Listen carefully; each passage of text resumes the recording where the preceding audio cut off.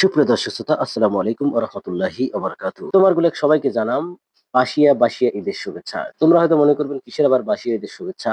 কারণ হইলো আমরা ঘুরবার গেছিলাম ঈদের পরের দিন, কিন্তু ভিডিও ছাড়লো ঈদের ১০ দিন পরে। এটা একটা কেমন হয়ে গেল না?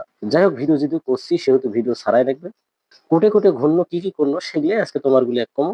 আজকে ৩-৪ টা জায়গা ঘুরছি, ঘুরবার যায় কত যে কাহিনী হইছে এগুলো শুনলে মাথা নষ্ট হয়ে যাবে।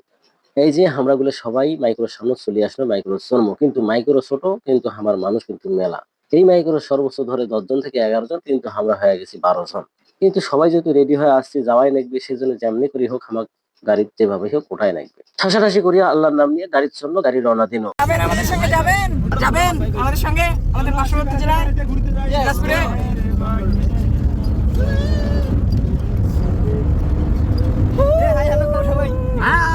হ্যালো গাইস, সবাই কেমন আছো? গাড়ির নাই চলতে মিঠাপুকুর নাই আসতে বলে আমার গাড়িতে বলে গ্যাস শেষ হয়েছে, এখন বলে ফির গ্যাস নেওয়া লাগবে। এটা আমার মিঠাপুকুর পার হয় দিনাজপুর রোড। মনে করেন সর্বপ্রথম যে একটা পাম্প আছে, এই পাম্পতে আমরা থামে গেছি। গ্যাস নিতে একটা সময় লাগবে, সেজন্য আমরা সবাই গাড়ি থেকে নামিয়ে একটা পাম্পটা দেখতেছি, একটা কমর টমর গুলো নামিয়ে গেছে, এগুলো আমরা না সোজা করতেছি। কিছুক্ষণ পরে গাড়িওয়ালা আমাকে সিগন্যাল দিল যে গাড়ির গ্যাস নেওয়া হয়ে গেছে, তোমরা গুলো তাড়াতাড়ি আসে গাড়ি চড়ো। এই দেখো, আমরা গাড়ির সরি অনেক দূর আসছি, একেবারে সৈয়দপুর পার হয়ে এক জায়গাতে আসছি, জায়গাখানের নাম কি তাও জানি না। এখন ব্রিজের উপর আসিয়া ড্রাইভার কইলো তোমার গুলো সবাইকে না গাড়ি থেকে নামা লাগবে, গাড়ির এখন সমস্যা হয়ে গেছে। কিছুক্ষণ পর ড্রাইভার গাড়ি দেখিয়ে কইলো এই গাড়ির অবস্থা খুবই খারাপ, এই গাড়ি আর যাবার নয়, তোমরা অন্য কোনো ব্যবস্থা করিয়া তোমরা চলে যাও। শুনিয়া আমার মাথাগুলো হয়ে গেল গরম, কি করি আর কি না করি। এই যে দেখো, আমরা ৪ চাকার গাড়ি ছাড়িয়ে এবার ৩ চাকার গাড়ি চড়ছি, অর্থাৎ অটো। এখন অটো ধরে সর্বোচ্চ ৮ জন, আমরা পিছ চড়ছি এটি ঠেলি ঠেলি ১২ জন।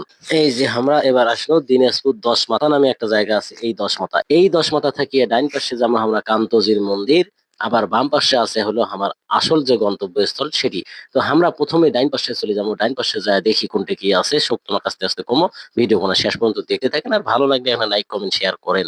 দেখতে দেখতে আমরা অটো চড়িয়ে কিন্তু চলে আইনো একটা কান্তজির মন্দিরের কাছাকাছি, কিন্তু যাওয়ার আগে এই যে ব্রিজ কোনা পার হতেছি, এই ব্রিজ কোনার নাম হইলো ঢেপা ব্রিজ, অর্থাৎ ঢেপা নদীর উপর অবস্থিত এই ব্রিজ কোনাকে কওয়া হয় ঢেপা ব্রিজ। এই ব্রিজ কোনা পার হইলেই বলে কান্তাজির মন্দির, সেই মন্দিরও তোমাকে দেখামো। মন্দিরের উপরে আরো একটা দর্শনীয় স্থান আছে, সেটাও তোমাকে দেখামো। দিনাজপুর জেলার দর্শনীয় স্থানগুলোর মধ্যে এটা বলে একটা খুব একটা ভালো জায়গা, সেই জন্য আর কি দেখা। হয়তো মনে করবেন মন্দির কি দেখে, কিন্তু মন্দির বলতে বিষয় নয়, আমরা অনেক ইতিহাসে দেখছি পড়ছি, এই জন্য এখানে দেখা দিচ্ছে আর কি। মন্দিরের এরিয়া ঢুকে গেছি, কিন্তু মন্দিরের ভেতরে তো এখনো ঢুকতে পাইনি। এই যে দেখো, আমরা এখন এই ছোট্ট গেট কোনা দিয়ে এই যে আসল জায়গাতে আমরা চলে গেতেছি। এখন তোমাকে ভেতরে ঢুকিয়ে তোমার এই মন্দির সম্পর্কে বিস্তারিত তোমাকে না কমও, ভালো করে মনোযোগ দিয়ে শুনবেন। এখান থেকে অনেক কিছু শেখারও আছে, জানারও আছে। কান্তজির মন্দির বা কান্তনগর মন্দির বাংলাদেশের দিনাজপুর জেলায় অবস্থিত একটি মধ্যযুগীয় হিন্দু মন্দির। মহারাজা প্রাণনাথ রায় মন্দিরটি শ্রীকৃষ্ণ ও তার স্ত্রী রঙ্কিনীকে উৎসর্গ করে নির্মিত করেন। এটির নির্মাণ ১৭০৪ খ্রিস্টাব্দে শুরু হয় এবং ১৭৫২ খ্রিস্টাব্দে তার পুত্র রাজা রামনাথ রায়ের রাজত্বকালে শেষ হয়। মন্দিরটির নবরত্ন বা ৯ শিখর ছিল, কিন্তু ১৮৯৭ সালে সংঘটিত একটি ভূমিকম্পে সবগুলোই ধ্বংস হয়ে যায়। এই মন্দিরে বাংলাদেশের সর্বোৎকৃষ্ট টেরাকোটা শিল্পের নিদর্শন রয়েছে। পৌরাণিক কাহিনীসমূহ পোড়ামাটির অলঙ্করণে দেয়ালের গায়ে ফুটিয়ে তোলা হয়েছে। সুদূর পারস্য থেকে নির্মাণ শিল্পীদের আনা হয়েছিল এই মন্দিরের নির্মাণ এবং সৌন্দর্য বর্ধনের জন্য।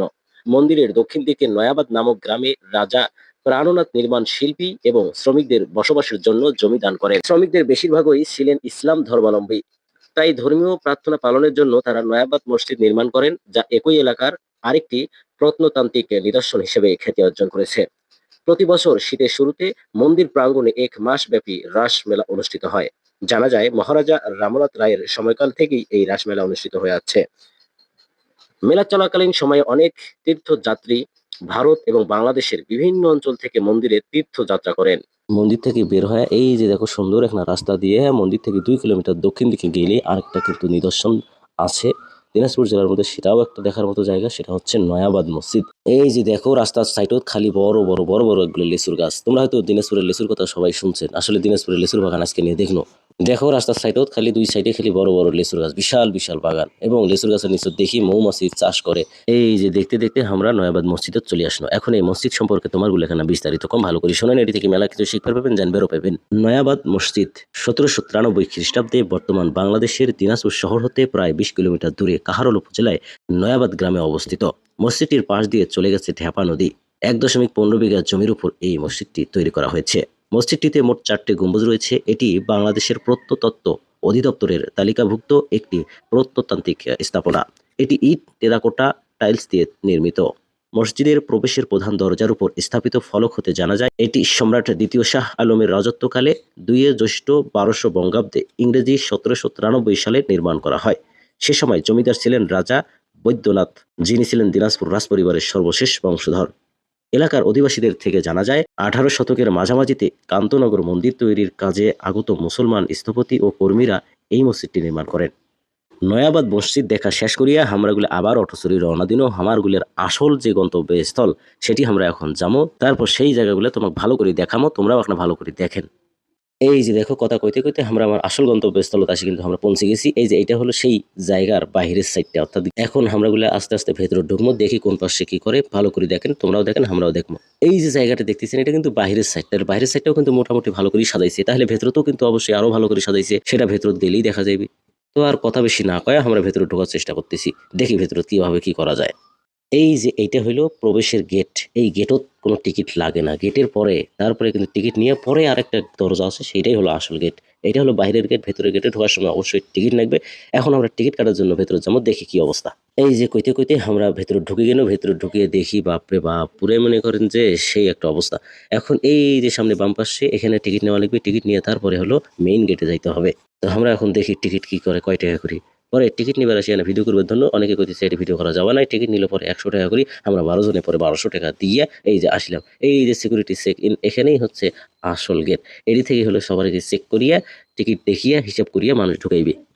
ভেতরে ঢুকিয়ে দেখি কেন সুইমিং পুল। সুইমিং পুলে কিন্তু দেখেন পানিগুলো এত সুন্দর করে দেখা যায়। পানিগুলো হয়তো বা রং দিছে, না হলে নিচের কালারটা এইভাবে করে দিছে, যার কারণে পানির রঙও কিন্তু এরকম হয়েছে। আমরা কিন্তু বুঝছি যে পানির কোনো রং হয় না, যে কালারের পাত্রে রাখা হয় সেই কালারে কিন্তু ধারণ করে। এই যে দেখো পানিগুলো সুন্দর দেখা যায়। আর এই যে সাইড দেখেন চিকন করে রাস্তা, রাস্তা দুই সাইডে যে গাছগুলো লাগাইছে খুব সুন্দর করে সাজাইছে। তবে গোটাল পার্কে বেড়াবেন, কোনো প্রকার মাটি তোমার পাড়া লাগবে না, সব গোটালে টাইস করা, কোনো সমস্যা নাই। খুব পরিষ্কার এবং খুবই সুন্দর পরিবেশ।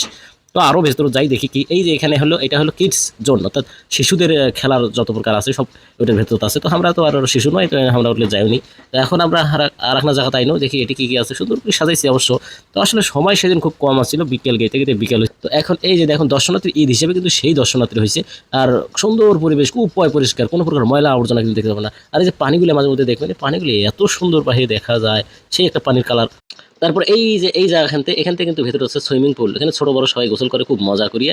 তো আমার আসলে সেই সময় আসিল না, সেই জন্য আমরা ঢুকতে পাইনি। আমারও ইচ্ছা ছিল যে সুইমিং পুলে না গোসল টোসল করবো, না মজা টজা করবো, কিন্তু আমরা 6 জনের মধ্যে 12 জনের মধ্যে 6 জন মনে হয় ঢুকছিল। ঢুকে ওরা না ঝাপাঝাপি লাফালাফি করছে, তো আমরা আসলে ঢুকতে পাইনি, কারণ আমার সেদিন সেই পরিবেশ আসলে শরীরটা এমনিতেই অসুস্থ, এই জন্য হলে ভালো লাগে নাই।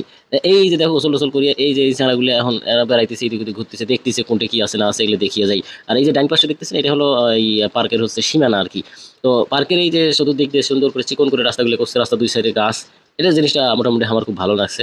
দেখো তোমরাও এখানে দেখো, দেখিয়ে না ভালো মতো কোন কমেন্ট বক্সে তাই না কিছু জানান। তো এই জায়গা যদি বেরবার চান অবশ্যই যাবার পারেন, জায়গাটা ভালোই আছে, তবে খুব এরিয়া কিন্তু খুব একটা বড় নয়, এটা গেলেই দেখতে পাবেন। আর এই যে এখানে বাঁশের থোপ, এই বাঁশের থোপ দেখনো বাপরে বাপ, যত নাম চেংড়া চেংড়ি, যত নাম, অমুক প্লাস অমুক, তমুক প্লাস তমুক, আর কত স্টাইল, মোবাইল নাম্বার, কত কিছু। এনকা অবশ্য বাঁশের থোপ জীবনে দেখি নেই, তো এটি একটা বাঁশের থোপ দেখনো মনে করো জীবনে দেখার মতো একটা বাঁশের থোপ। কি আর করবেন, বাঁশের ঝাড় চেংড়া ফাড়াগুলো লিখে মানে খুব মজা পায়, যাই যাক পছন্দ করে ভালোবাসে তারই নাম লিখছে।